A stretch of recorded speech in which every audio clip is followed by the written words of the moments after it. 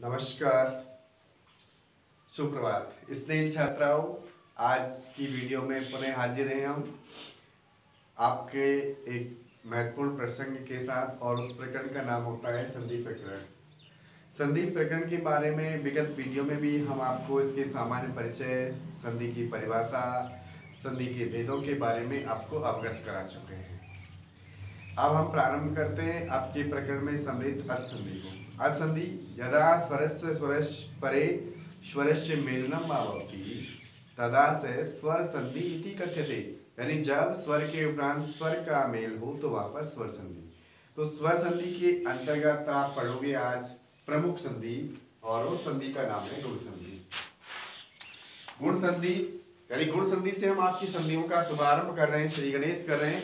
तो सबसे पहले आप ये जान लीजिए, गुण संधि में आपके दो सूत्रों का प्रयोग होगा। उन सूत्रों के नाम है अधिंग गुणे और आदि गुणे।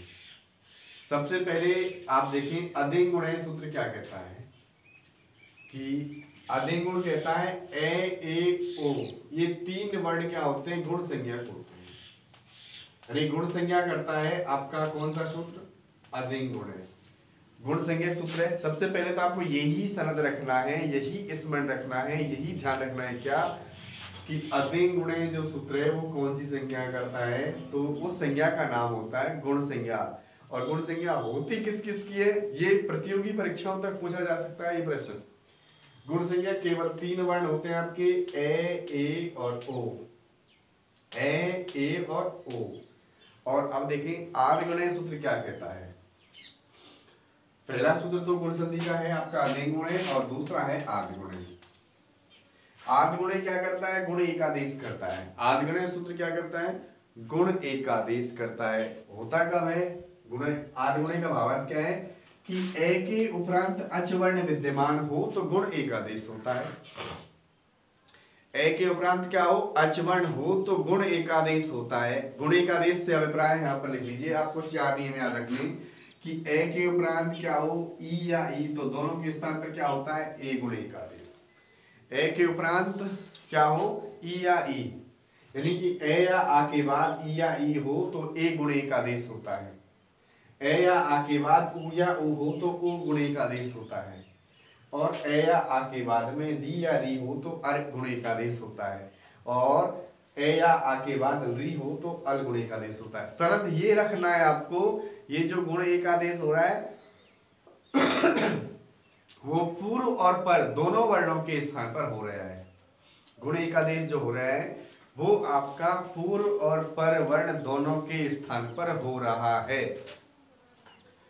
तो ए प्लस ई बराबर ए प्लस उ बराबर ओ, ए प्लस री बराबर अर, ए प्लस री बराबर अल। पूर्व और पर वर्ण दोनों के स्थान पर क्या होता है, गुण एकादेश होता है। क्लियर हुआ। अब चलते हैं आपके जैसे उपेंद्र एक शब्द है, उपेंद्र है, शब्दों की सिद्धि आपको आएंगी। तो उपेंद्र का सबसे पहले संधि विच्छेद जान लीजिए क्या होता है, उप प्लस इंद्र, उप प्लस इंद्र।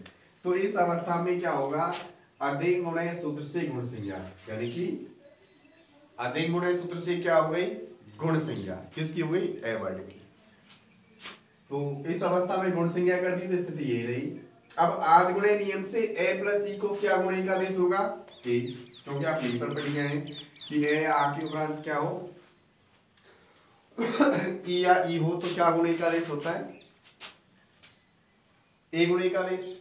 तो पे में जो ए है इसके स्थान पर, ई के स्थान पर, दोनों के स्थान पर ए कर दिया तो पे हलंत वाला रह गया इंद्र। अब अजीनम परेण संयोजन से वर्णों को मिलाकर लिख देंगे तो आपका क्या रूप बन जाएगा, उपेंद्र। क्लियर हुआ, उपेंद्र रूप बन जाएगा। तो इस प्रकार से गुण संधि में आपको केवल दो ही सूत्र ध्यान रखने हैं, कौन कौन से, अधिंग गुणे और आदि गुणे, ये दो प्रमुख सूत्र हैं। और ऐसे ही एक सिद्धि और करके देख लीजिए आप। एक सिद्धि हम आपको और करा के दिखा रहे हैं, गंगोदगम।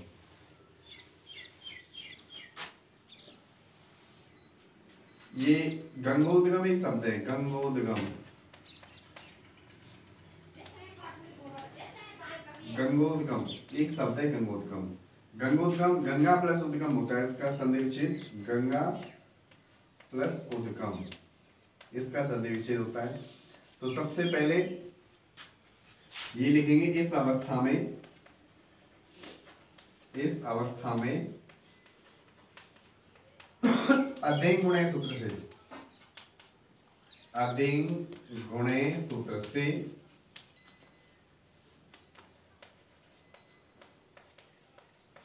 गुण संज्ञा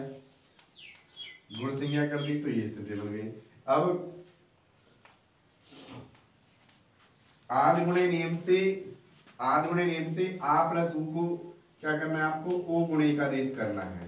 तो स्थिति आपकी बन जाएगी गंग प्लस ओ प्लस दकम। अजीनम परेण संयोजन से जब आप वर्णों को मिलाकर लिखेंगे तो क्या बन जाएगा आपका, गंगोदगम। ये रूप बन जाएगा आपका, कौन सा रूप बन जाएगा, गंगोदगम। ये रूप आपका बन जाएगा।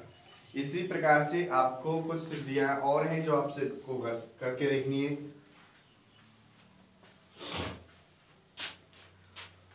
तो सीधा सा है गंगोदगम, सबसे पहले संधि विच्छेद गंगा प्लस उद्गम। तो सिद्धि कैसे करनी है, इस अवस्था में अधिक गुणे सूत्र से गुण संज्ञा कर दी इसकी, गंगा प्लस उद्गम की गुण संज्ञा हो गई है। गंग और आदि गुणे नियम से आ प्लस उ, यानी कि यहाँ पर आया हुआ है, यहाँ पर उ आया हुआ है, दोनों के स्थान पर आपको क्या करना है, ओ गुणे का आदेश। तो अजीनम परेण संयोजन से जब आप इन वर्णों को मिलाकर लिखेंगे तो आपका क्या बन जाएगा, गंगोदगम रूप बन जाएगा। इतनी सी सिद्धि है आपको जो करनी है, केवल कुछ भी नहीं करना है, केवल आपको सूत्रों का भावार्थ और इस प्रकार से आपको सिद्धि करनी है। संधि विच्छेद यहाँ पर भी लिख सकते हैं, गंगा प्लस उद्गम होता है गंगा का जल। इस तरह से आपको करना है और कुछ भी नहीं करना है। इसी प्रकार से हम आपको नेक्स्ट वीडियो में दूसरी संधि के साथ, कुछ एक नवीन संधियों के साथ हम आपसे फिर मिलते हैं। तब तक के लिए जय श्री कृष्ण, जय हिंद।